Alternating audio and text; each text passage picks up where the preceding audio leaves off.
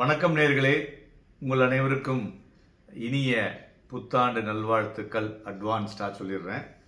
அதாவது 2023 பார்த்தோம்னாக்க ஒரு இம்ப்ரெசிவ் பர்ஃபார்மன்ஸ் பங்குச்சந்தையில் இருந்தது. இது பார்த்தோம்னா கிட்டத்தட்ட 2017 இருந்து ஒரு பெட்டர் பர்ஃபார்மன்ஸ் இருந்து கொண்டிருக்கிறது குறிப்பிடத்தக்கது. மேலும் ஃபாரெக்ஸ் ரிசர்வும் பார்த்தோம்னா 4 பில்லியன் அதிகரித்து 620 பில்லியனாக முடிவடைந்திருக்கிறது. 2023 ஃபாரெக்ஸினுடைய ரிசர்வும் பெட்டராக இருப்பது குறிப்பிடத்தக்கது. எஃப்ஐஐ பார்த்தீங்கன்னாக்க இதுவரையும் இந்த வருஷத்தில் 1,75,000 கோடி ரூபாய்க்கு முதலீடு செய்திருக்கிறாங்க, குறிப்பிடத்தக்கது. மெயினாக இந்த வருடத்தினுடைய ரேலிக்கு பிஎஸ்யூ பப்ளிக் செக்டார் அண்டர்டேக்கிங்ஸ் இருக்கு இல்லையா, அதெல்லாம் ஒரு எக்ஸலண்ட் பர்ஃபார்மன்ஸை இந்த வருஷம் கொடுத்திருப்பது குறிப்பிடத்தக்கது. ஸோ ஓவராலாக இந்தியாவுடைய நிஃப்டினுடைய பங்குச்சந்தையினுடைய மார்க்கெட் கேபிடலைசேஷனை பார்த்தோம்னாக்க 83.32 லட்சம் கோடி ரூபாய் மார்க்கெட் கேபிடலைசேஷன் இருக்கிறது. ஸோ இது ஃபர்தராக ஏறிக்கொண்டிருப்பதும் ஒரு குறிப்பிடத்தக்க விஷயம் சொல்லலாம். 2023 முக்கியமான புல்லட் பாயிண்டா பிளஸ் அண்ட் மைனஸாக பார்ப்போம். அதாவது செட்டில்மெண்ட் இன் என்எஸ்சி T+1 கொண்டு இம்ப்ளிமெண்ட் பண்ணினது உலகத்திலேயே இந்தியா த பெஸ்ட் பிளேஸ் அப்படின்னு சொல்லலாம்.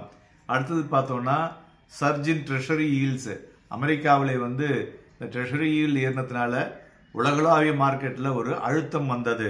மூன்றாவது பார்த்தோம்னா அதானி இடன்பர்க்னுடைய அந்த ரிப்போர்ட்னால மார்க்கெட் 2-3 நாட்களுக்கு சலசல என்று சரிந்தது.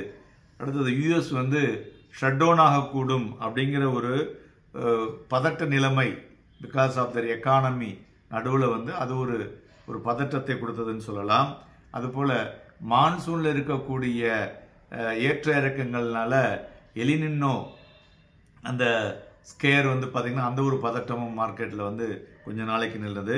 மேலும் 2023 டிசம்பரில் பார்த்தோம்னா எஃப்ஓஎம்சி மீட்டிங்கில் யூஎஸ் ஃபெட் இன்ட்ரெஸ்ட் ரேட்டை அதிகரிக்க போகிறதில்ல, 2024 இன்ட்ரெஸ்ட் ரேட்டை குறைக்க போகிறோம் அப்படின்னு சொன்னோடனே அமெரிக்காவில் இருக்கக்கூடிய ஐடி கம்பெனிஸ் எல்லாம் ஏற ஆரம்பிச்சது குறிப்பிடத்தக்கது. கடைசியாக இந்த லேண்ட்ஸ்லைடு விக்டரி இன் பிஜேபி 3 மாநிலங்களில் வந்தது. So political stability in India அது ஒரு பெரிய ஒரு பெட்டர் நியூஸ் டு த மார்க்கெட்னு சொல்லலாம். இவையெல்லாம் ஒரு முக்கிய காரணிகள் 2023. 2024 எடுத்துட்டோம்னா போன வருடம் போல் இந்த 2024 இருக்குமா சார் அப்படின்னு கேட்டிங்கனாக்க இருக்கக்கூடிய வாய்ப்புகள் அதிகமாக தெரிகிறது. காரணங்களை பார்க்கும் பொழுது யூஎஸ்ல பொட்டன்ஷியல் ரேட் கட்ஸ் ஒன்று, ரெண்டாவது ரொபஸ்டிக் எக்கனாமிக் ஒரு எக்ஸ்பேன்ஷன், இந்த எக்கானமியில் அந்த ஒரு எக்ஸ்பேன்ஷன் வரும்பொழுது சந்தைகளும் அதற்கு தகுந்தாற்போல் ஏறக்கூடும். மூன்றாவது ஒரு anticipated political stability after the Lok Sabha election சொல்கிறாங்க. ஸோ அதனால் அதுவும் ஒரு பெட்டராக இருக்கக்கூடும். ஸோ இது எல்லாமே it is good for the Indian equity market. So இவை எல்லாவற்றை வைத்து பார்க்கும் பொழுது 2024 நமது சந்தைகள் 15% வரை ஏறக்கூடிய வாய்ப்புகள் அதிகமாக தெரிகிறது. அதாவது 25,000 கிளைம் பண்ணுற வாய்ப்புகளும் இருக்கக்கூடும் என்றும் எதிர்பார்க்கலாம். ஸோ துறைகளை பார்க்கும் பொழுது BFSI, then infra, capital goods, cement and reality, இந்த துறைகள்லாம் இந்த வருடம் பெட்டராக பண்ணக்கூடிய வாய்ப்புகள் அதிகமாக தெரிகிறது. ஸோ மெயினாக நம்ம இப்போ வீக்லியை பார்த்தோம்னா போன வாரத்தில் பேங்க் நிஃப்டியில் ஒரு வீக்னஸ் பார்க்க முடிஞ்சது. ஸோ அதனால் இந்தியன் ஸ்டாக் மார்க்கெட்ஸில் பார்க்கும் பொழுது இண்டெக்ஸ் ஸ்டாக்ஸ் எல்லாம் ஒரு பெரிய ஒரு மூமெண்ட் இல்லாமல் இருக்குது. ஸோ அதெல்லாம் இந்த 2024 ஒரு மூமெண்ட் இருக்கக்கூடும் என்று எதிர்பார்க்கலாம். அதுபோல் போன வாரத்தில் அந்த அட்வான்ஸ் டிக்ளைன் ரேஷியோ பார்க்கும் பொழுது பெட்டராக இருக்கிறது. ஸோ அதனால் மார்க்கெட்டினுடைய ரேலி ஃபர்தராக ஒரு ஹையை தொடக்கூடிய மொமெண்டம் இருக்கக்கூடும் என்றும் எதிர்பார்க்கலாம்.